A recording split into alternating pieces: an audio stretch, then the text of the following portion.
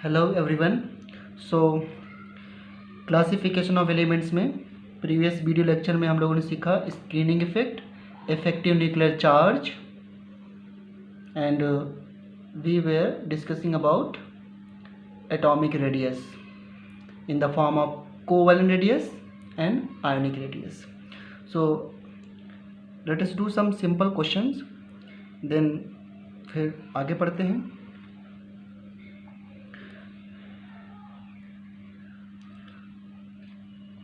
Okay, so again K plus Ca2 plus and Cl minus में आपको बताना है आयोनिक साइज का order. Okay, so cation cation and anion. So हमने क्या सीखा कि in case of isoelectronic species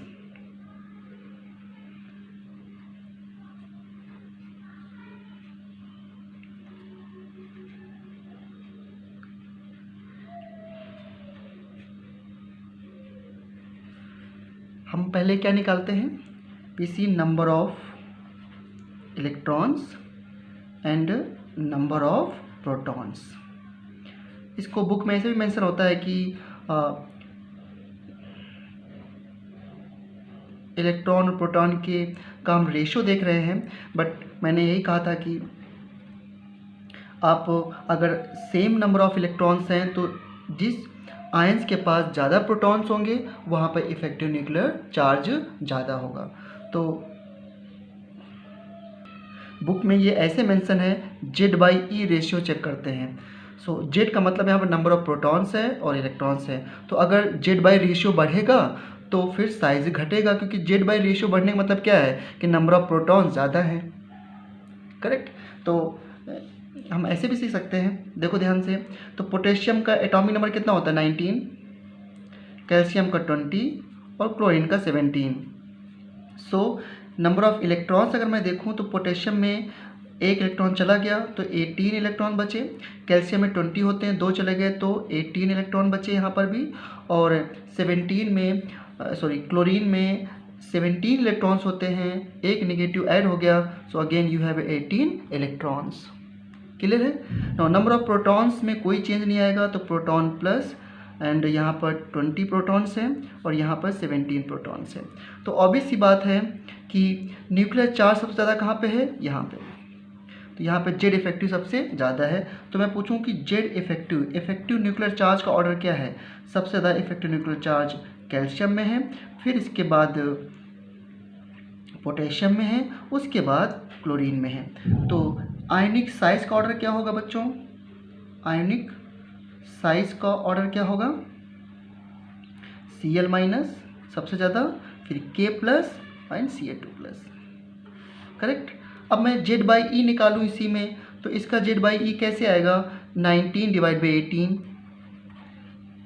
इसका Z/E कितना आएगा 20/18 और इसका Z/E कितना आएगा 18/17.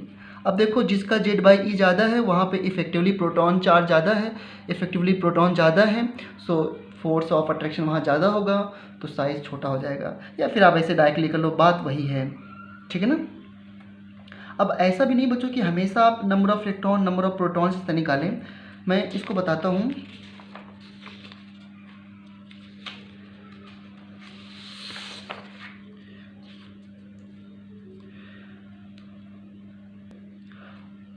हम इसमें एक क्वेश्चन करते हैं, variation of atomic size in the periodic table.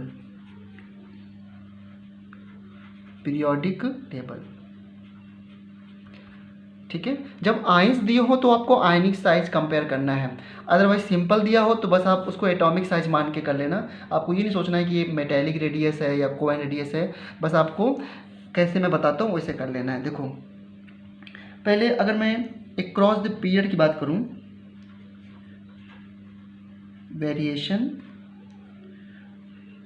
Variation in a period. So second period लेता हूँ मैं। सेकेंड पीरियड में क्या है, lithium, beryllium, boron, carbon, nitrogen, oxygen, fluorine. और इनर्ट गैस को मैं हटा रहा हूँ क्योंकि उनका फुलफिल सेल है, उनकी रेडियस मैं अलग से डिस्कस करूँगा। तो देखो इसमें डिस्कस कर रहा हूँ मैं। अब लिथियम में एटॉमिक नंबर 3 है, 4, 5, 6, 7, 8 और 9।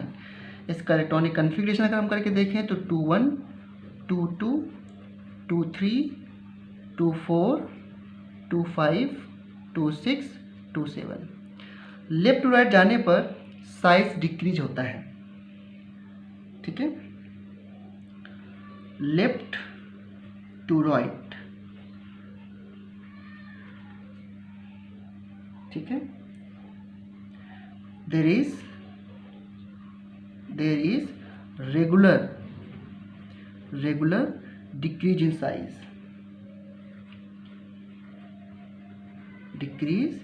साइज, और कोई एक्सेप्शन नहीं है, ये खुशी की बात है। अब क्वेश्चन है क्यों ऐसा हो रहा है।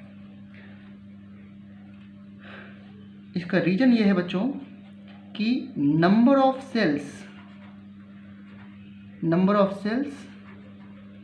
क्या है यहाँ पे, कांस्टेंट है अक्रॉस द पीरियड, ठीक है। यहाँ पे कितनी सेल है, 2 shells, 2 shells, 2 shells, 2 shells, 2 shells, 2 shells, 2 shells. And number of shell जब कांस्टेंट है और आप लिथियम से बेरिलियम मान लो आते हो, देखो ये लिथियम है, this is the lithium, it has 3 protons, तो positive charge of 3 protons. The first shell में 2 इलेक्ट्रॉन्स हैं एंड सेकेंड सेल में 1 इलेक्ट्रॉन है। अब ये 3 पॉजिटिव चार्ज 3 इलेक्ट्रॉन को अट्रैक्ट कर रहे हैं। लेकिन जैसे आप बेरिलियम में आए तो क्या हुआ कि 4 प्रोटॉन्स हो गए एंड अगेन 2 सेल्स हैं एंड 4 इलेक्ट्रॉन्स भी हो गए, मानते हो। अब मुझे बताओ प्रोटॉन और इलेक्ट्रॉन्स में किसका मास ज़्यादा होता है, प्रोटॉन का मास ज़्यादा होता है, तो नंबर ऑफ सेल उतनी है, प्रोटॉन्स और इलेक्ट्रॉन बराबर बढ़ रहे हैं, तो इफेक्टिवली कौन डोमिनेट कर रहा है, प्रोटॉन, क्योंकि proton is heavier than electrons. तो फिर इफेक्टिवली हम ये कह सकते हैं कि न्यूक्लियर चार्ज बढ़ रहा है, इजंट इट। तो यहाँ पर इफेक्टिवली न्यूक्लियर चार्ज बढ़ रहा है तो साइज घट जाएगा। अब आप कह रहे हो नहीं सर मुझे नहीं समझ में आ रहा है, तो एक तरीका और भी है, फिर जेड इफेक्टिव निकाल लो।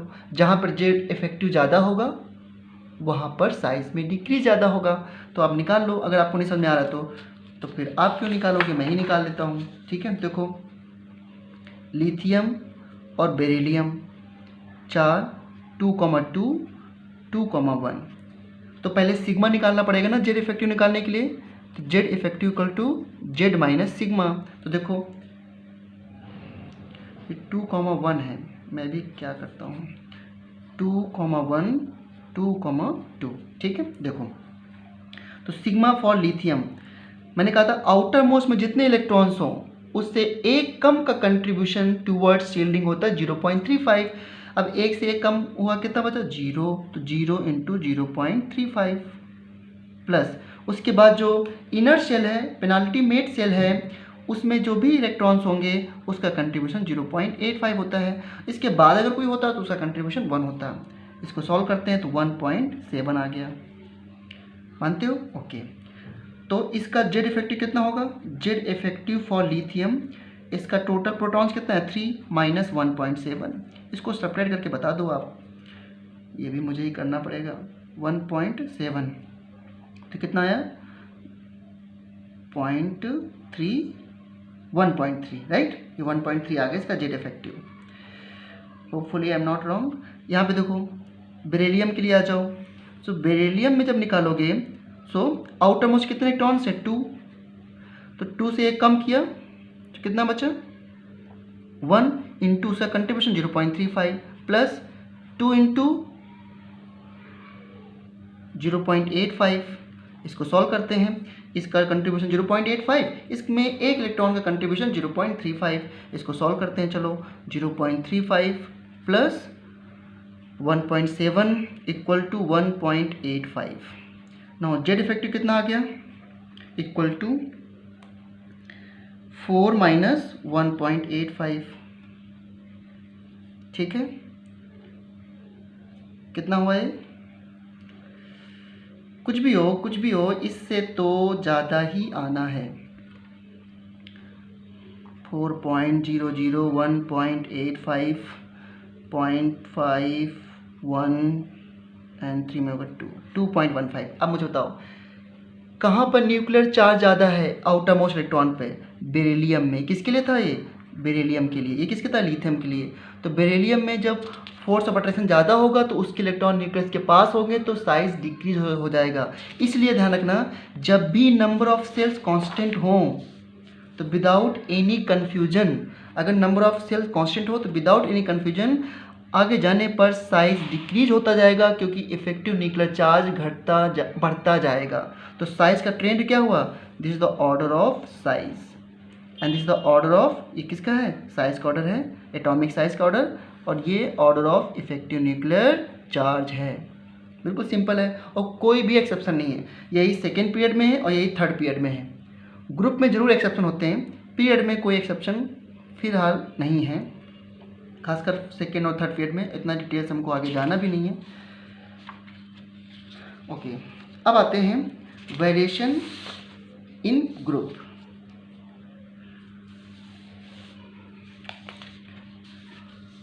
B part, variation in a group.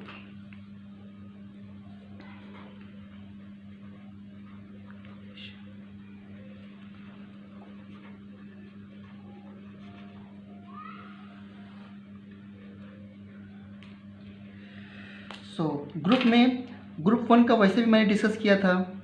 So group 1 जैसे कि lithium, sodium, potassium, rubidium, caesium, और नीचे के एलिमेंट छोड़ दिया करो, वो रेडियो एक्टिव एलिमेंट है, उन पर हमें कोई ज़्यादा फोकस नहीं करना है। ठीक है, तो लिथियम का तो 1.7 आता है इफेक्टिव न्यूक्लियर चार्ज, लेकिन in rest of the element जो इस ग्रुप के हैं ना, उनका लगभग सेम होता है। तो न्यूक्लियर चार्ज में, इफेक्टिव न्यूक्लियर चार्ज में यहाँ पे कोई चेंजेस ज़्यादा नहीं है। तो बस यहाँ तो सिंपल है 21281, तो नंबर ऑफ सेल्स बढ़ते हैं इसलिए साइज बढ़ेगा, कोई बिना किसी कन्फ्यूजन के। BeMgCa like this. ओके, यहाँ पे साइज बढ़ेगा। बट ग्रुप 13 और आगे में कुछ एक्सेप्शन है, पी ब्लॉक में ही और डी ब्लॉक पे भी, तो वो एक्सेप्शन में एक्सप्लेन करूँगा। पहले मैंने इन दो के बता दिया। तो ग्रुप में जनरल ट्रेंड क्या है कि on moving top to bottom, number of shell increases, so size of an atom increases and this is the very general statement। और पीरियड में कैसे बात करोगे कि पीरियड में हम जब लेफ्ट राइट जाते हैं तो number of shells are constant, मैं रीजन की बात कर रहा था, number of shells are constant and Z effective जो होता है वो increases, so size decreases on moving left to right. Okay, so अगर मैं एक छोटा सा क्वेश्चन और पूछ लूँ आपसे यहाँ पर कि सोडियम, मैग्नीशियम, एल्युमिनियम और सिलिकॉन में एटम के साइज का ऑर्डर क्या होगा, तो ये लेफ्ट टू राइट है ना, तो आगे जाने पर साइज घटता है, तो सबसे ज़्यादा सोडियम का, मैग्नीशियम का, एल्युमिनियम का। अब देखो यहाँ पर मैं वो प्रोटॉन से चार्ज का रेशियो नहीं निकाल रहा हूँ, वो सिर्फ आइसो इलेक्ट्रॉनिक स्पीसीज के लिए था। ठीक है ना, उसमें क्या होगा कि आप यहाँ फंस जाओगे, तो बस इसमें लेफ्ट टू राइट। अगर चार्ज है तो आप उस तरह देखो कैसे क्या करना है। अब देखो मैं पूछूँ कि K प्लस का सोडियम प्लस से कंपेयर करो, तो आपको पता है कि जब K का साइज सोडियम से ज़्यादा होता है तो K प्लस का साइज भी सोडियम से ज़्यादा ही होगा। क्यों, इसमें 288 है 3 सेल्स हैं और इसमें 28 है 2 सेल्स हैं, तो नंबर ऑफ सेल जिसमें ज़्यादा होंगे उसका साइज तो ज़्यादा ही होना है इन जनरल। ठीक है,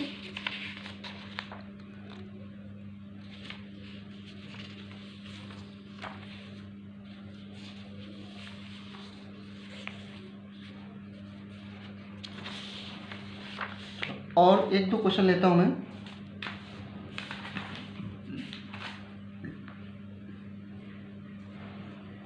एक क्वेश्चन है, calculate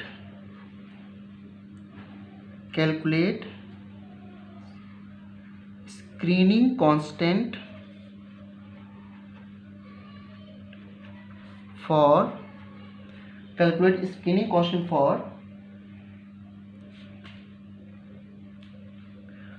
A part 4s electron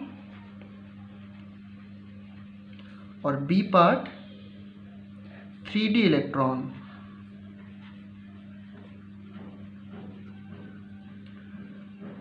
कौन से एटम के लिए?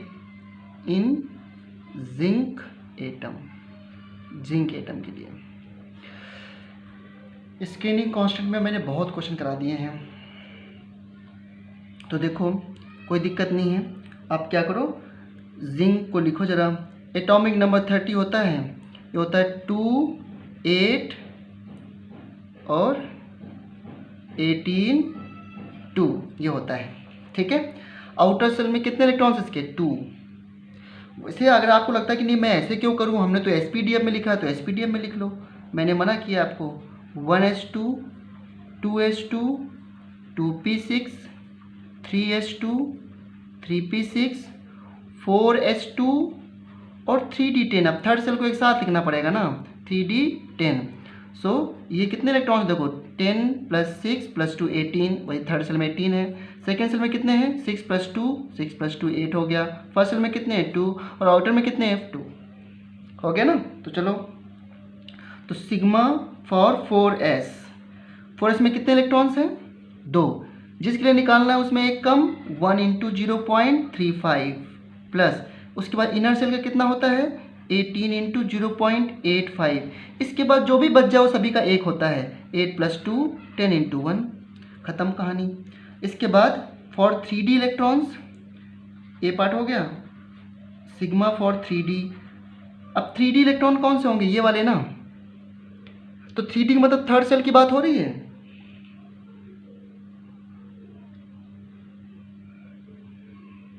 ठीक है ना। तो अब इसने मेंशन कर दिया 3d। सो 3d में टोटल 10 है, तो हमें एक कम करना होगा 9। अच्छा एक चीज़, इसमें दो हैं, ए पार्ट और बी पार्ट। मैंने ए बता दिया है, इसका आंसर आप बताओ, ठीक। फिर मैं बात बताऊंगा, इसमें कुछ बात तो है। नेक्स्ट एंड लास्ट क्वेश्चन, इसके बाद मैं आगे बढ़ता हूँ। एस, पी, डी और एफ में शील्डिंग पावर किस में होगा? Order of shielding effect.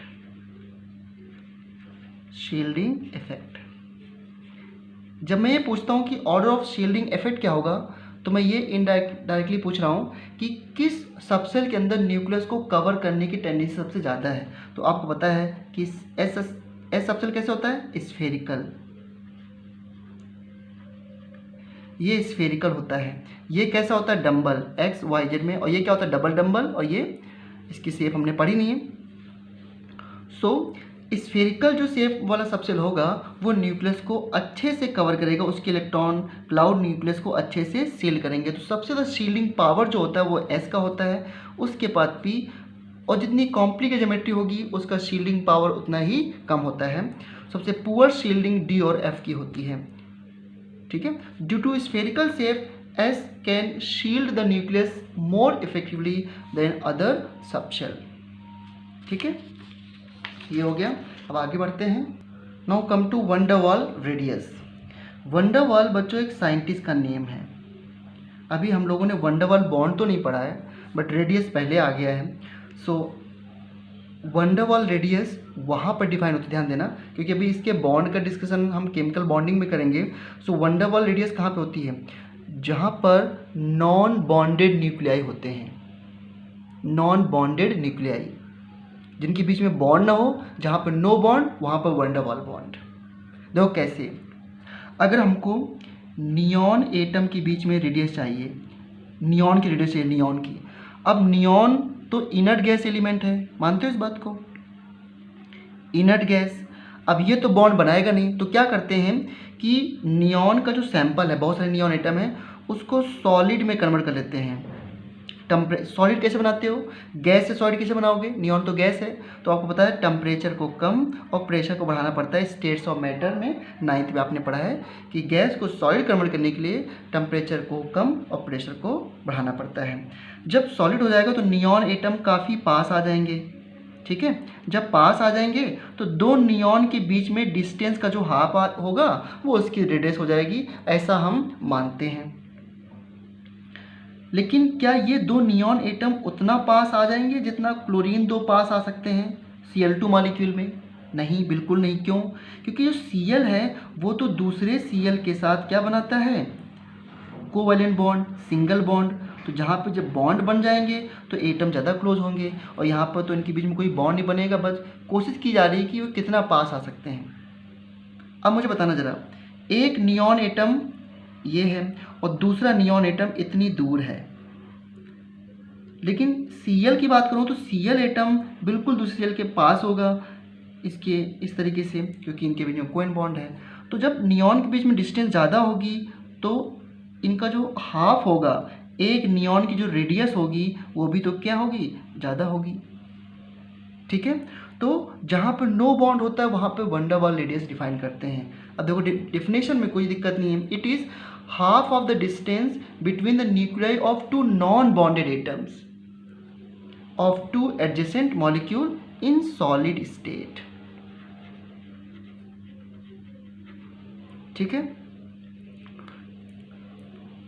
तो अगर हमें आर्गन एटम की रेडियस निकालनी है तो एक आर्गन को दूसरे आर्गन के पास लाना पड़ेगा और फिर इनसे न्यूक्लियाई की डिस्टेंस का हाफ कर दो। तो कंसेप्ट वही है कि दो एटम के न्यूक्लियाई के डिस्टेंस का हाफ जो होगा वो रेडियस होती है किसी एटम की।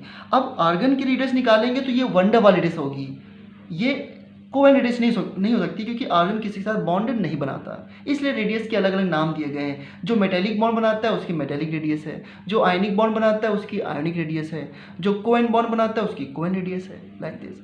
अब क्वेश्चन की कंपेयर कैसे करोगे कि किसी एटम की आयनिक रेडियस ज़्यादा होती है या कोवेलेंट रेडियस ज़्यादा होती है या फिर वन डर वाल रेडियस ज़्यादा होती है। तो इसको समझने के लिए एक एग्जाम्पल देता हूँ मैं आपको। देखो, जैसे एक सैंपल में बहुत सारे Cl2 मॉलिक्यूल हैं, Cl2 Cl2 Cl2, और हमको Cl की रेडियस चाहिए, ध्यान देना। तो मैं Cl2 पहले बनाता हूँ, this is Cl2 molecule, nucleus है, और ये दूसरा Cl मॉलिक्यूल है, बिल्कुल टच कर रहे हैं, और इनके बीच में डिस्टेंस का हाफ कर दिया मैंने। So radius of Cl equal to diameter, this diameter of 2 Cl atom divide by 2। और मैं इसका एक डेटा भी आपको बताता हूँ कि रेडियस आती कितनी है।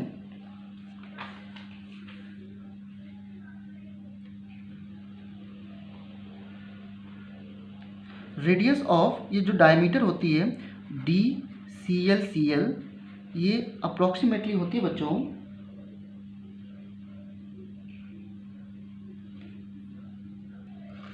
इस डायमीटर अप्रोक्सीमेटली होती है 1.98 एंगस्ट्रॉम, ओके।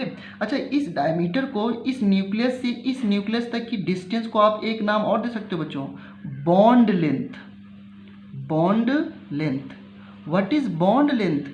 बॉन्ड लेंथ क्या होती है, एक न्यूक्लियस से दूसरे न्यूक्लियस के बीच की डिस्टेंस। और जब दो एटम से जुड़े होते हैं तो उनके बीच में स्ट्रॉन्ग बॉन्ड होता है, और वन डर वाल बॉन्ड में क्या होता है, दो एटम दूर दूर होते हैं, ठीक है। अब मैं पूछूं कि रेडियस ऑफ Cl क्या होगी, सो अगेन आप क्या करोगे, इसको 2 से डिवाइड कर दोगे तो इट विल बी 0.99 एंगस्ट्रॉम। ये Cl की जो कौन सी रेडियस है, एकदम टच कर रहे हैं, इसका नाम है कोवैलेंट रेडियस। अब अगर Cl की आपको निकालनी है वन डर वाल रेडियस तो क्या करोगे, देखो इस कंटेनर के अंदर Cl2 मॉलिक्यूल आपस में पास, देखो ये एक Cl2 मॉलिक्यूल हो गया, दूसरा Cl2 मॉलिक्यूल इससे थोड़ा सा दूर है, ये सेकेंड Cl2 मॉलिक्यूल है, ठीक है। और इसकी इस डिस्टेंस का हाफ करोगे तो इसकी भी वन डर वाल रेडियस आ गई। लेकिन अगर मैं इस Cl की डिस्टेंस इसके साथ देखूं, करेक्ट,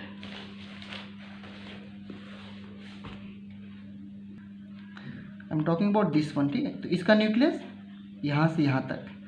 अब मुझे बताना जरा आप लोग, क्या ये Cl इसके साथ बॉन्डिंग कर रहा है? नहीं। तो अगर आप इस Cl और इस Cl के बीच में डिस्टेंस निकाल रहे हैं और उसका हाफ कर रहे हैं तो दिस विल बी, यहाँ से यहाँ तक क्या रेडियस होगी Cl की, वन द वॉल रेडियस, और यहाँ से यहाँ तक क्या होगी radius, one the wall radius. अब ये रेडियस क्या होगी, नॉन बॉन्डेड रेडियस। तो दो Cl2 के मॉलिक्यूल के बीच में अगर मैं रेडियस देख रहा हूँ, इन Cl के बीच में डिस्टेंस देख रहा हूँ, तो उसमें जो डिस्टेंस का हाफ करेंगे that will be one the wall radius. तो वन द वॉल रेडियस क्या होती है, नॉन बॉन्डेड रेडियस। अब मुझे बताओ कोवैलेंट रेडियस ज़्यादा आएगी या वन ड वाल रेडियस, तो ऑब्वियस बात है वन ड वाल रेडियस, क्योंकि one der Waals radius is defined between non bonded atom. तो देखो ध्यान से, वन ड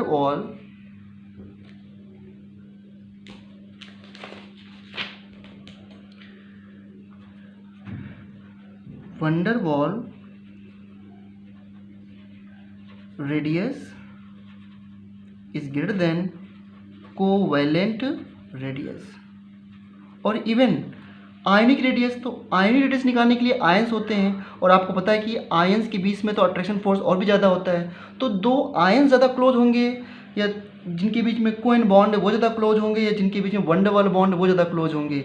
तो दो आयंस ज़्यादा क्लोज हो सकते हैं क्योंकि उनके बीच में इलेक्ट्रोस्टैटिक फोर्स ऑफ अट्रैक्शन है। देखो पॉजिटिव नेगेटिव बहुत स्ट्रांगली एक दूसरे को अट्रैक्ट करते हैं, ठीक है ना। इसलिए हम ये कह सकते हैं इन जनरल कि आयनिक रेडियस सबसे छोटी, उसके बाद कोवैलेंट रेडियस, और उसके बाद वन ड वाल रेडियस होती है, वन ड वाल रेडियस, क्योंकि इसमें आयंस के बीच में स्ट्रॉन्ग फोर्स ऑफ अट्रैक्शन होता है। तो फिर वो ज़्यादा क्लोज होंगे तो डिस्टेंस जो न्यूक्लियाई के बीच में होगी वो भी कम होगी। कोवैलेंट रेडियस में उतना अट्रैक्शन फोर्स नहीं होगा आयनिक रेडियस की तरह, और वन ड वाल रेडियस तब होती है जब दो एटम के बीच में बॉन्ड ही ना हो, तो इसलिए उस रेडियस की वैल्यू भी ज़्यादा आएगी। अब मैं पूछूं कि हीलियम, नियॉन, आर्गन में किसकी वन ड वाल रेडियस ज़्यादा होगी, तो यहाँ पे एक सेल है, यहाँ पे दो सेल है, यहाँ पे 3 सेल है। सो जैसे साइज बढ़ता जाएगा तो वन ड वाल रेडियस भी बढ़ती जाएगी। क्यों, क्योंकि देखो दो एटम ऐसे देख रहे हो आप, और यहाँ पर दो एटम ऐसे इतने बड़े बड़े हैं, तो इनके डिस्टेंस का हाफ भी तो ज़्यादा हो जाएगा, सिंपल सी बात है। So this is one der Waals radius, क्या होती है, it is half of the distance between the nuclei of two non bonded atoms of two adjacent molecule in solid state, ठीक है।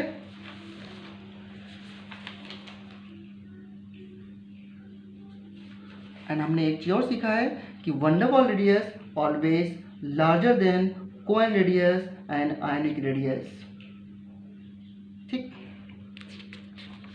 सो एटॉमिक रेडियस में अब मैं finally conclude कर रहा हूं, और क्योंकि मैं अब आता हूं नेक्स्ट पीरियोडिसिटी में, बहुत इंपॉर्टेंट है आयंस एनर्जी में, तो एटॉमिक रेडियस को मैं फाइनली कंक्लूड कर रहा हूं। एटॉमिक रेडियस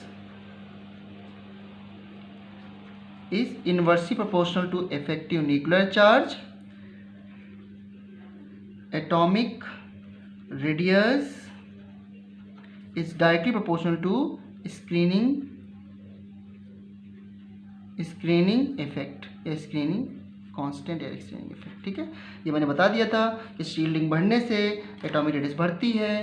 क्यों, क्योंकि शील्डिंग बढ़ने का मतलब होता है कि इनर सेल के इलेक्ट्रॉन न्यूक्लियस को इफेक्टिवली शील्ड कर रहे हैं, तो न्यूक्लियस का इफेक्टिव चार्ज आउटर में कम हो जाएगा, तो रेडियस बढ़ जाएगी, क्योंकि आउटर का इलेक्ट्रॉन दूर चला जाएगा, ठीक है। Now come to the very very important periodic properties is ionisation enthalpy. Ionisation enthalpy, enthalpy heat का दूसरा नाम है। हीट के बहुत सारे नाम हो सकते हैं। जब हीट चेंज किसी सिस्टम में हीट चेंज कांस्टेंट प्रेशर पे पढ़ा जाए, heat change studied at constant pressure, so उसे बोल देते हैं हम लोग एंथैल्पी। जैसे किसी के 2-3 नाम होते हैं, वैसे एंथैल्पी हीट का नाम है। अब आयोनाइजेशन एनर्जी और एंथैल्पी का ट्रेंड एक ही जैसा है, उसमें कोई पैनिक होने की जरूरत नहीं है। So what is the definition, ये डेफिनेशन हमने पहले ही पढ़ी है। The amount of energy required to remove an electron from isolated gaseous atom, और इसको मेजर करते हैं इलेक्ट्रॉन वोल्ट पर एटम में। अच्छा, सबसे पहले कौन से इलेक्ट्रॉन निकालते हो एटम से? Outermost electron, outermost electron. So ऐसे भी कह सकते हैं कि the amount of energy required to remove outermost electron in an gaseous atom, in an isolated gaseous atom. अब ये आइसोलेटेड गैसियस एटम का क्या मतलब होता है? सो आइसोलेटेड का मतलब सेपरेट और गैसियस का मतलब गैस और एटम, तो आइसो एनर्जी गैसियस स्टेट के लिए डिफाइंड है। अब आप मुझे बताना जरा, ये एक डिस्चार्ज ट्यूब है और इसमें बहुत सारे एटम्स हैं, ए गैस ए गैस ए गैस, मान लो एक गैस की ये एटम्स हैं। अब अगर आइसो एनर्जी निकालनी है, इलेक्ट्रॉन इसे नॉकआउट करना है, तो you have to pass some rays light X rays. X rays pass किया हाई एनर्जेटिक, तो ये क्या करते हैं, एटम से इलेक्ट्रॉन को निकाल देते हैं। देखो ये ए है, इससे आपने इलेक्ट्रॉन निकाला तो ये ए प्लस बन गया, इलेक्ट्रॉन निकल गया। ये गैस है, ये भी गैस है आपका, ठीक है। एक्सरे पास की, यानी कि आपने क्या दी, बेसिकली एनर्जी दी, या कह सकते हो एटम को हीट किया। एनर्जी देने से इस इलेक्ट्रॉन नॉकआउट हो गया। सबसे पहले कौन सा इलेक्ट्रॉन नॉकआउट हुआ? Outer most electron, correct. अब बताओ मुझे, अगर ये एटम बिल्कुल पास होंगे तो इस एटम पे जब एक्सरे गिरेगी, तो जब इसके दूसरा एटम इसके बिल्कुल क्लोज है, तो इस एक्सरेज का इफेक्ट इस एटम पे भी आ सकता है। तो हम चाहते हैं कि एक एटम दूसरे एटम से दूर हो, जिससे कि एक एटम की आयोनाइजेशन एनर्जी दूसरे एटम से इफेक्ट ना हो पा रही हो। इसलिए क्या करते हैं, अंदर हम लो प्रेशर क्रिएट करते हैं। जब लो प्रेशर होगा तो एटम्स क्या होंगे, एटम्स दूर दूर होंगे। जब एटम दूर होंगे तो एक की आइस एनर्जी दूसरे को इफेक्ट नहीं करेगी। That is the meaning of word isolated. तो isolated means the pressure is lowered so that the ice energy of one atom is not affected by others, correct. तो ये आपकी आइस एनर्जी हो गई, और इसको इलेक्ट्रॉन वोल्ट पर atom में मेजर करते हैं। और देखो ध्यान से, अगर मान लो किसी एटम से, फिर से मैं एटम ले रहा हूँ कोई एक्स एटम, ठीक है, ये गैस स्टेट में है, इसको आपने energy the, energy, and it become x plus an electron. ये दोनों गैस स्टेट में है, गैस स्टेट में है। अगर एक इलेक्ट्रॉन रिमूव होता है तो उसे बोलते हैं फर्स्ट आयोनाइजेशन एनर्जी, IE1, या इसको लिख सकते हो सिर्फ I1।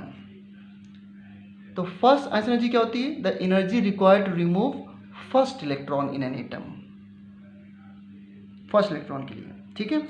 अब देखो, सब्सिक्वेंटली आप दूसरा इलेक्ट्रॉन निकालना चाहते हो, तो अभी हमारे पास क्या है, x प्लस है, इससे आपने फिर से इलेक्ट्रॉन निकाल दिया, तो x प्लस प्लस बन गया प्लस इलेक्ट्रॉन,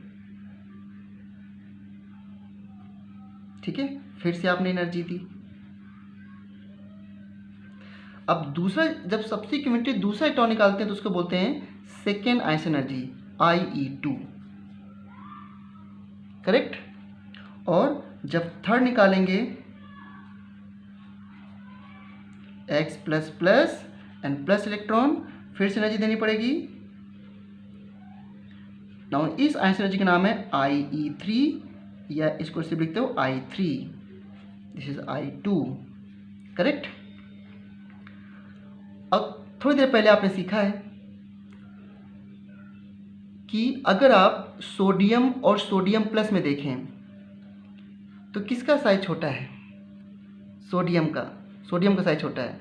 क्यों? क्योंकि मैंने कहा था यहाँ पे 11 प्रोटॉन 11 इलेक्ट्रॉन को अट्रैक्ट करते हैं, और यहाँ पे 11 प्रोटॉन 10 इलेक्ट्रॉन को अट्रैक्ट कर रहे हैं, तो यहाँ पे इफेक्टिव न्यूक्लियर चार्ज ज़्यादा है। तो इलेक्ट्रॉन रिमूव करने के बाद इफेक्टिव न्यूक्लियर चार्ज बढ़ जाता है। तो अगर मैं बात करूँ इफेक्टिव न्यूक्लियर चार्ज की, तो सबसे ज़्यादा effective nuclear charge X3 plus में होगा, क्योंकि यहाँ पे प्रोटॉन ज़्यादा है, इलेक्ट्रॉन कम हो गए। उसके बाद X2 प्लस में होगा, उसके बाद X प्लस में होगा। तो बताओ मुझे आइंस्टाइन एनर्जी का ट्रेंड क्या होगा। सो ऑलवेज याद रखना, IE3 की वैल्यू IE2 से ज़्यादा होगी और IE2 की वैल्यू IE1 ज़्यादा होगी फॉर सेम एटम। अब आप ये मत कहना कि सर 3 इलेक्ट्रॉन क्यों निकले, इसके बाद भी निकाल सकते हो, तो मैं सीधा लिख सकता हूँ IEN+1 is always greater than IN, ठीक है। क्या मतलब इस चीज़ का क्योंकि आपको पता है एक बात बहुत अच्छे से, वो भी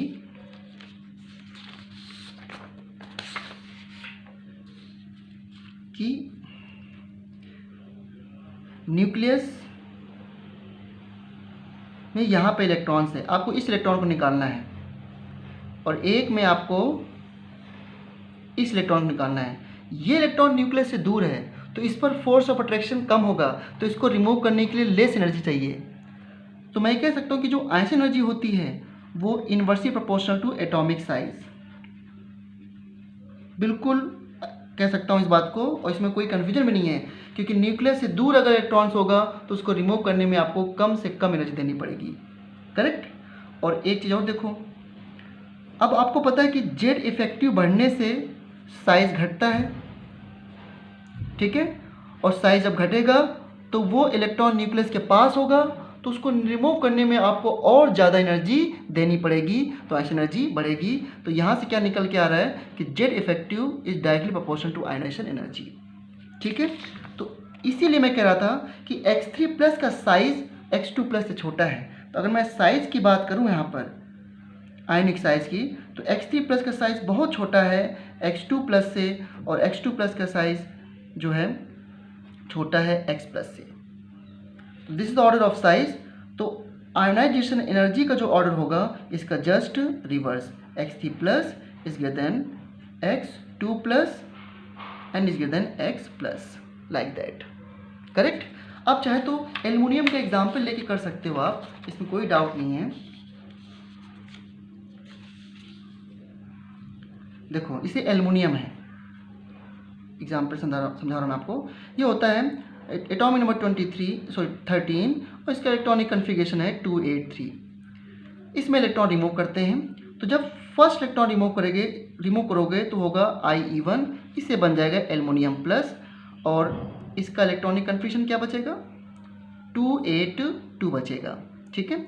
now it has 13 proton and 12 electron. Now जब इसमें सेकेंड इलेक्ट्रॉन रिमूव करोगे सो एक और चला गया, तो एल्युमिनियम पे 2 पॉजिटिव चार्ज आ गए and it has 281। Now it has 13 proton again, but electrons कितने अभी 11 इलेक्ट्रॉन्स हैं। और जब एक इलेक्ट्रॉन आप और रिमूव करोगे सो क्या होगा aluminium 3+ and it has 28 configuration now, and अभी भी प्रोटॉन इसके पास 13 है, बट इलेक्ट्रॉन बच्चों इसके पास अब 10 बचे हैं। बताओ सबसे ज़्यादा इफेक्टिव न्यूक्लियर चार्ज कहाँ पे है, इस वाले में। तो अगर फर्दर इलेक्ट्रॉन निकालना हो तो इसमें तो और एनर्जी देनी पड़ेगी। उसके बाद सबसे कम न्यूक्लियर चार्ज, अच्छा इनिशियल एल्युमिनियम क्या था, इसमें 13 प्रोटॉन और 13 इलेक्ट्रॉन्स थे, तो 13 प्रोटॉन का पॉजिटिव चार्ज 13 को अट्रैक्ट कर रहा है, 13 प्रोटॉन का 12 को, 13 का 11 को अट्रैक्ट कर रहा है, ठीक है। तो इसलिए न्यूक्लियर चार्ज बढ़ता जा रहा है, जैसे इलेक्ट्रॉन रिमूव करते जा रहे हैं तो एटम का साइज, आयनिक साइज भी घटता जा रहा है, तो आयनिक एनर्जी भी क्या हो जाती है, बढ़ती जाएगी। आयनिक एनर्जी का मतलब है इलेक्ट्रॉन को रिमूव करना, और इलेक्ट्रॉन को जिसको रिमूव कर रहे हो उस पर न्यूक्लियर चार्ज जितना ज़्यादा होगा उसको रिमूव करने के लिए उतनी एनर्जी ज़्यादा होगी। सो जब मैं कहता हूँ कि आयनिक एनर्जी ज़्यादा होगी, इसका मतलब है कि the amount of energy required to remove an electron maximum है, ठीक है। अब एक चीज़ और समझाना चाहता हूँ मैं आपको यहीं पर, अगर इसी के बाद में IE4 जाऊँ एल्युमिनियम में, तो ये क्या बचेगा IE4 तो बन जाएगा Al+4, और ये इसके पास प्रोटॉन तो नहीं रहेंगे, बट इलेक्ट्रॉन 10 हो जाएंगे, 9 हो जाएंगे, ठीक है। अब यहाँ से ध्यान देना, जब कभी ऐसा हो कि इलेक्ट्रॉन निकालते निकालते शेल चेंज हो जाए, IE4 की वैल्यू तो इससे डबल ट्रिपल ज़्यादा हो जाएगी। क्यों? क्योंकि अभी तक इलेक्ट्रॉन आप ना थर्ड सेल से रिमूव कर रहे थे। देखो बहुत ध्यान समझना, ये इस पर क्वेश्चन आ सकते हैं। थर्ड सेल में 3 इलेक्ट्रॉन्स थे, ठीक है, और सेकेंड सेल में 8 थे, 8 इलेक्ट्रॉन्स। एक आपने इससे निकाला, फिर एक निकाला, फिर एक निकाला, तो आयनिक एनर्जी बढ़ती जाएगी। This is IE1, this is IE2 and this is IE3। फिर इसके बाद जब निकालोगे तो आपने पूरी एक सेल खत्म कर दी, तो एकदम से न्यूक्लियस के पास आ गए। तो इसलिए जब सेल चेंज हो जाती है तो IE4 की वैल्यू बहुत ज़्यादा होगी IE3 से, और IE3 से तो I2, I3 तो I2 से ज़्यादा ही होगा, और I2I1 ज़्यादा होगा। This is the trend of ionisation energy. ठीक है, तो ionisation energy can be first, second, third depend upon you remove first, second, third electrons. ठीक है, और इसकी यूनिट क्या होती है? इलेक्ट्रॉन वोल्ट पर एटम। ध्यान रखना, इलेक्ट्रॉन वोल्ट पर एटम इसकी यूनिट होती है। जैसे कि एक, चलो इस पर भी एक क्वेश्चन बता देता हूँ, नहीं आप कंफ्यूज ना हो जाओ कहीं। जैसे मैं एक क्वेश्चन दे रहा हूँ आपको, सोडियम से आप सोडियम प्लस जा रहे हो और प्लस इलेक्ट्रॉन। ठीक है, इस सोडियम गैस है, ये भी गैस है। मान लो, मुझे याद नहीं है, फिर भी मान लेते हैं कि सोडियम की आयोनाइजेशन एनर्जी जो है वो है कितना बोलूँ मैं, सपोज मैंने कह दिया कि ये है 1.2 इलेक्ट्रॉन वोल्ट पर एटम है। तो क्या मतलब है कि अगर आप सोडियम से, ये फर्स्ट आयोनाइजेशन एनर्जी की बात हो रही है, तो अगर आप सोडियम से एक इलेक्ट्रॉन रिमूव करते हो प्लस एनर्जी, सो आपको इतनी एनर्जी देनी पड़ती 1.2 इलेक्ट्रॉन वोल्ट एक एटम के लिए। मैं कहूँ कि what is ionisation energy in mole, per mole क्या होगी? सो आपको पता है कि एक एटम से इलेक्ट्रॉन को रिमूव करने के लिए 1.2 इलेक्ट्रॉन वोल्ट एनर्जी दे रहे हो, तो फिर एक मोल एटम के लिए और ज़्यादा देनी पड़ेगी एनर्जी। तो फिर 6.02 इंटू 10 की पावर 23 एटम से इलेक्ट्रॉन को रिमूव करने के लिए, जो कि एक मोल होता है, कितनी एनर्जी देनी पड़ेगी? 1.2 इंटू 6.02 10 की पावर 23 इलेक्ट्रॉन वोल्ट। सॉल्व कर लो, आंसर आ गया। कभी पूछ ले कि इसको जूल में निकालो, तो आपको ये भी पता है कि एक इलेक्ट्रॉन वोल्ट कितना होता है? 1.6 10 की पावर -19 जूल। किलो जूल में निकालना हो तो 1000 से और मल्टीप्लाई कर देना, क्या दिक्कत है? ठीक है, ये आते हैं। नेक्स्ट है factor on which ionisation enthalpy depends, जिससे आप ट्रेंड समझ पाओगे पीरियड में। Factor on which ionisation energy depends. Number 1 है size of an atom. Discuss कर चुका हूं कि साइज ऑफ एटम के क्या होता है? Ionisation energy is inversely proportional to size of an atom.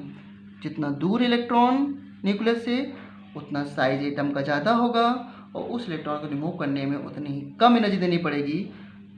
तो हो गया स्क्रीनिंग इफेक्ट। आपको सिखाया था मैंने कि स्क्रीनिंग या सील्डिंग बढ़ने से साइज क्या होता है? बढ़ता है। तो आयोनाइजेशन एनर्जी क्या हो जाएगी? घट जाएगी। तो it shielding is inversely proportional to ionisation energy. और इफेक्टिव न्यूक्लियर चार्ज क्या हो? इफेक्टिव न्यूक्लियर चार्ज बढ़ने से, जब मैं बोलता हूँ इफेक्टिव न्यूक्लियर चार्ज बढ़ रहा है, तो इससे आप क्या समझते हो कि जो आउटर मोस्ट इलेक्ट्रॉन्स है वो न्यूक्लियस की तरफ अट्रैक्ट ज़्यादा हो रहा है, तो साइज क्या हो जाएगा? घट जाएगा। Size will decrease. तो आयोनाइजेशन एनर्जी क्या हो जाएगी? इंक्रीज। तो आई कैन से कि Z effective is directly proportional to ionisation energy. समझ आई बात?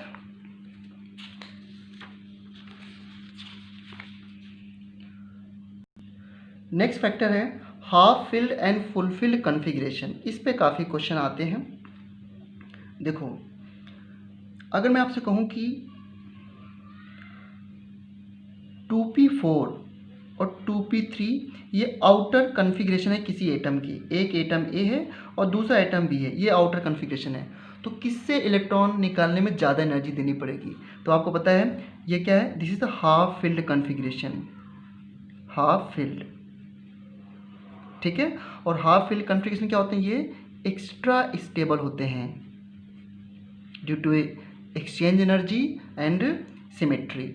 इसलिए 2p3 से इलेक्ट्रॉन निकालने में आपको थोड़ी सी ज़्यादा एनर्जी देनी पड़ेगी विद रिस्पेक्ट टू 2p4। तो हम क्या बोलेंगे? Half filled and full filled configuration are extra stable, that's why little more energy required to remove electron from these configuration. तो इसलिए बी की आयोनाइजेशन एनर्जी ए से ज़्यादा होगी। ठीक है। अगर आपको कभी D5 से इलेक्ट्रॉन रिमूव करना हो और D6 से, तो D5 से रिमूव करने में आपको ज़्यादा आयंस एनर्जी देनी पड़ेगी, क्योंकि ये हाफ फील्ड है। और ये तो ईजिली रिमूव करा देगा, क्यों? क्योंकि एक इलेक्ट्रॉन जाने के बाद ये तो बेचारा खुश हो जाएगा कि एक मुझसे चला जाए तो मैं तो हाफ फील्ड हो जाऊंगा। तो इसलिए इससे आपको कम एफर्ट लगाना पड़ेगा इन इलेक्ट्रॉन को रिमूव करने के लिए। और शेप ऑफ ऑर्बिटल्स का क्या मतलब है? अगर मान लो कोई एटम ए है, ये बी है, इसमें इलेक्ट्रॉन 2s में है और इसमें 2p में इलेक्ट्रॉन है, बराबर एकदम। सो 2s से ज़्यादा इलेक्ट्रॉन निकालना डिफिकल्ट हो गया 2p से। तो आपको पता है 2s से, क्यों? It is more closer to the nucleus. S subshell nucleus के ज़्यादा क्लोज होता है स्फेरिकल शेप की वजह से। तो इट इज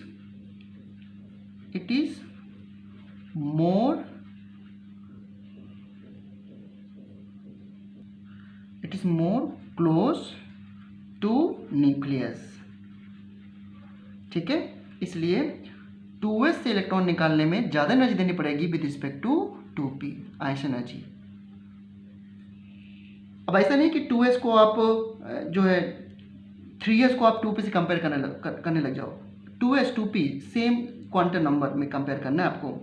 तो इसका मतलब यह है कि a की आयंस एनर्जी b से ज़्यादा होगी। अभी इन फैक्टर को अगर हम अप्लाई करना सीख जाएं तो अच्छी बात है। तो अब जो मैं क्वेश्चन बताऊंगा उससे सारे कंसेप्ट आपके क्लियर हो जाएंगे। तो अब हम आते हैं variation of ionisation energy in a periodic table.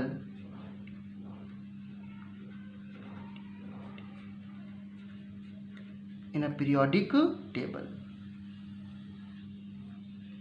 ठीक है। तो पहले बात करते हैं A part, variation in a group, sorry in a period, variation in a period, ठीक है। So lithium, beryllium, boron, carbon, nitrogen, oxygen, fluorine और नियॉन, ठीक। देखो इनका आउटर कन्फिगरेशन में लिखता हूँ। इसका लास्ट में होता है 2s1, this is 2s2 and this is 2s2 2p1, 2s2 2p2, 2s2 2p3, 2s2 2p4, 2s2 2p5 and it is 2s2 2p6। अब देखो सबसे ज़्यादा तो नियॉन की होगी, क्योंकि इसका तो कंप्लीट ऑक्टेट है, इसका सेल पूरी तरह भरा है, तो इससे इलेक्ट्रॉन निकालने में बहुत एनर्जी देनी पड़ेगी। चलो तो नियॉन को तो केस अलग ही है, हो गया। अब आप ही मुझे बताओ, ऐसे जाने पर साइज घटता है कि नहीं घटता है? अभी आपने सीखा on moving left to right size decreases, और जब साइज डिक्रीज होगा तो आयंस एनर्जी बढ़ेगी।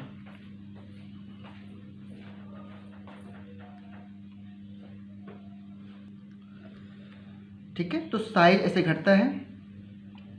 सो size is like this, so ions energy should be like this.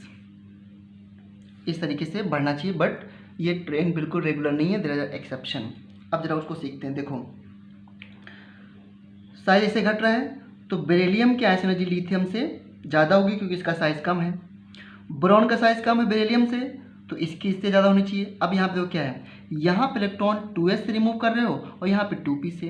थोड़ी देर पहले मैंने क्या बताया कि 2s से इलेक्ट्रॉन रिमूव करने में आपको ज़्यादा एनर्जी देनी पड़ेगी विद रिस्पेक्ट टू 2p, तब जब साइज में कोई ज़्यादा डिफरेंस ना हो तब। तो इनमें दोनों में एक इलेक्ट्रॉन का डिफरेंस है, तो साइज का डिफरेंस भी ज़्यादा नहीं है। और ऊपर से ये भी क्या है, देखो 2s2 पूरा भरा हुआ है और 2p1 तो ना तो हाफ फिल्ड है ना तो फुल फिल्ड है। इसलिए बेरिलियम से फर्स्ट इलेक्ट्रॉन निकालने में ज़्यादा एनर्जी देनी पड़ेगी। तो मैं क्या लिखूंगा, लिथियम के बाद बेरिलियम और फिर इसका ऐसे ऑर्डर हो गया। अभी वापस से लिखूंगा, ठीक है। चलो तो यहाँ से ट्रेंड चेंज हो गया। बेरिलियम के बाद कार्बन में कोई एक्सेप्शन नहीं है, आगे जाने पर साइज घट रहा है तो आंसर एनर्जी बढ़ेगी, तो फिर से कार्बन ऐसा हो गया। कार्बन नाइट्रोजन में कोई दिक्कत नहीं, इसका तो हाफ फील्ड है ऊपर से, तो नाइट्रोजन का साइज भी छोटा है और हाफ फील्ड भी है, तो कोई प्रॉब्लम नहीं, ज़्यादा एनर्जी देनी पड़ेगी। ऑक्सीजन में देखो 2p4 है और ये 2p3 है, तो ये हाफ फील्ड है, तो it is little more stable configuration, तो ज़्यादा एनर्जी देनी पड़ेगी। और यहाँ पे साइज़ का भी ज़्यादा डिफरेंस नहीं है। क्यों डिफरेंस नहीं है? क्योंकि एक इलेक्ट्रॉन का डिफरेंस है। ऐसा मत करना कि आप यहाँ पे हाफ फील्ड दे करके इसको डायरेक्टली यहाँ से कंपेयर कर दो, ऐसा नहीं, हमेशा एडजेसेंट में कंपेयर करना होगा। तो इसलिए नाइट्रोजन की ऑक्सीजन से ज़्यादा हो जाएगी क्योंकि साइज़ में ज़्यादा डिफरेंस नहीं है, बट इसके पास हाफ फील्ड कन्फिग्रेशन है तो ज़्यादा एनर्जी देनी पड़ेगी। आगे आते हैं, फ्लोरीन के साइज घट गया तो इसकी आंसर एनर्जी ज़्यादा होगी। अब आप ये कह सकते हो सर नाइट्रोजन और फ्लोरीन ने क्यों कंपेयर नहीं किया, यहाँ पे 2p5 था, यहाँ पे 2p3, तो मैंने क्या बोला, यहाँ से नाइट्रोजन से ऑक्सीजन जाओगे साइज घटेगा, ऑक्सीजन से फ्लोरीन जाओगे साइज घटेगा, तो दो बार साइज घट चुका है, तो हम इसको इससे कंपेयर नहीं करेंगे, हमेशा एडजेसेंट से कंपेयर करते हैं। तो फिर ट्रेंड क्या मिला है एक्चुअल में, लिथियम, बोरॉन, बेरिलियम, ठीक है, फिर carbon, oxygen, nitrogen and fluorine, और उसके बाद नियॉन। ये फर्स्ट आयन एनर्जी का ट्रेंड है इन a period.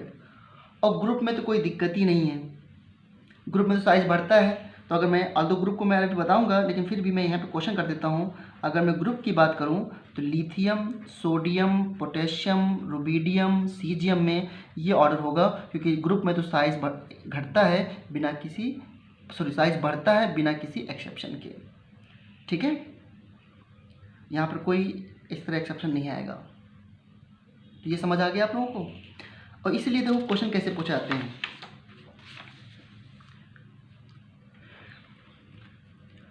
First ionisation energy of beryllium is greater than boron Y। अब बेरिलियम में आपको पता है कि बोरॉन का साइज छोटा है तो बोरॉन की ज़्यादा होनी चाहिए, पर ऐसा क्यों हो गया, तो ये थ्योरेटिकल क्वेश्चन बना देते हैं ऐसे। तो आपको पता है कि यहाँ पे 2s2 है लास्ट में, यहाँ पे 2s2 2p1 है, तो यहाँ से इलेक्ट्रॉन निकालोगे तो हम क्या बोलेंगे, 2s electron is more close to nucleus than 2p electrons, so little more energy required to remove that electron, ठीक है, ये हो गया क्वेश्चन। अगर इसके बाद रिमूव करना होता तो इसकी ज़्यादा हो जाती, क्यों, सेकेंड आयन एनर्जी, क्यों, क्योंकि जब इसमें एक रिमूव कर लोगे तो ये 2s1 हो जाएगा, और इसमें जब एक रिमूव कर लोगे तो ये बचेगा 2s2। अब 2s2 तो फुलफिल्ड है, फुलफिल्ड तो और ज़्यादा स्टेबल होता है, तो अब इस कॉन्फ़िगरेशन से इलेक्ट्रॉन निकालने में ज़्यादा एनर्जी देनी पड़ेगी, इसलिए सेकेंड आयन एनर्जी तो बोरॉन की ज़्यादा हो जाएगी, ऊपर से साइज भी छोटा है। तो सेकेंड आयन एनर्जी का ट्रेंड भी अभी करेंगे हम लोग। अब नेक्स्ट क्वेश्चन है, first ionisation energy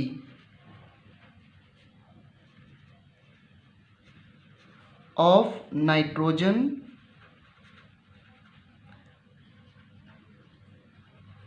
greater than oxygen Y। जल्दी से इलेक्ट्रॉनिक कन्फिग्रेशन लिखेंगे। देखो हम एडजेसेंट में कंपेयर कर रहे हैं, 1s2 2s2 2p3, और ऑक्सीजन क्या होगा, 1s2 2s2 2p4। तो क्या आंसर लिखेंगे, due to half filled configuration,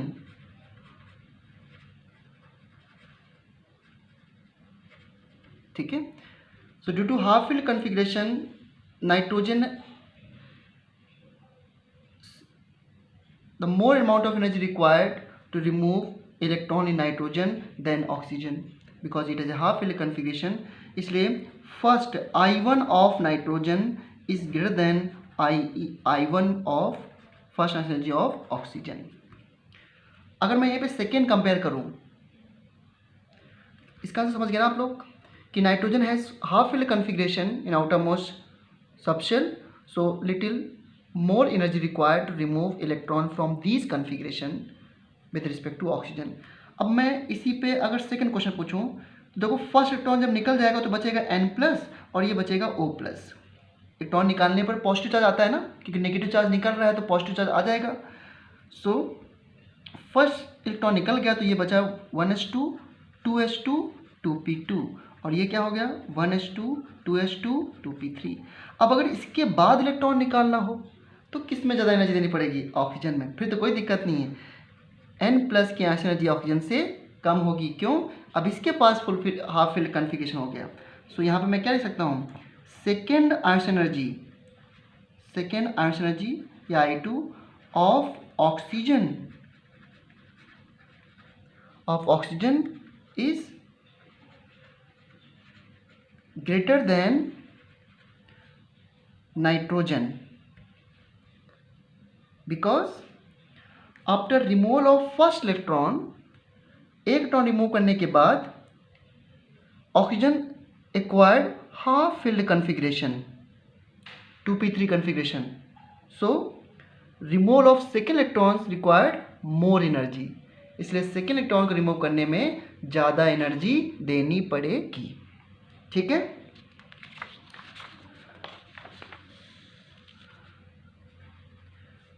आपने lithium, beryllium, boron, carbon, nitrogen, oxygen में ट्रेंड देखा।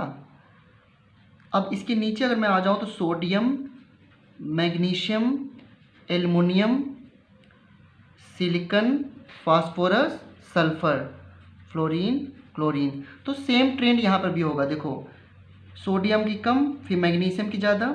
मैग्नीशियम में वही लास्ट में इसका 2s2 था या 3s2 हो जाएगा, तो मैग्नीशियम की एल्युमिनियम से ज़्यादा। सेम एक्सेप्शन जैसे कि बेरिलियम बोरॉन में होता है।